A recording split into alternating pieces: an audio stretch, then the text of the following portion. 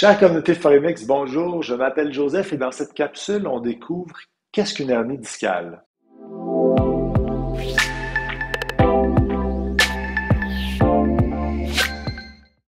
Alors, une hernie discale, elle a lieu lorsqu'un disque qui est situé entre deux vertèbres se déplace et exerce une pression sur vos nerfs qui sont situés dans votre moelle épinière. L'hernie peut survenir dans n'importe quelle section de la colonne vertébrale, mais l'endroit le plus commun, c'est au niveau des vertèbres lombaires, c'est-à-dire celles qui sont situées environ entre le nombril et le bas de votre bassin.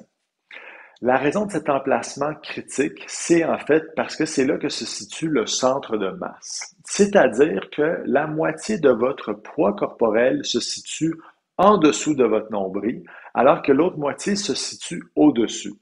Donc, quand je me penche par en avant, eh bien, je crée ce qu'on appelle un moment qui est égal à votre poids, donc à mon poids, fois la distance à laquelle je suis en train de me pencher. Alors, imaginez ce qui arrive lorsqu'on accumule de la masse grasse au niveau du thorax ou des bras ou du cou, peu importe.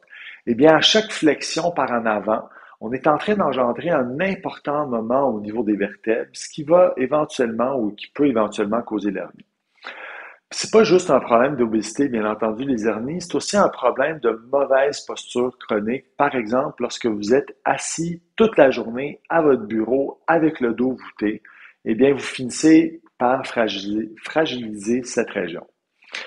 Également, c'est un problème de manque de musculature au niveau du thorax, donc les abdominaux et surtout, bien entendu, les muscles du dos. Finalement, c'est aussi un manque d'éducation sur la bonne posture ou la bonne mécanique de mouvement à adopter lorsqu'on ramasse quelque chose par terre, ce qui arrive plusieurs dizaines de fois par jour. Donc, pour terminer cette capsule avec un conseil pour prévenir les hernies discales, eh bien, apprenez donc à exécuter un deadlift, alias un soulevé de terre, proprement et ensuite renforcer votre dos en pratiquant ce mouvement de manière importante. Voilà, sur ce, je vous dis merci et à la semaine prochaine.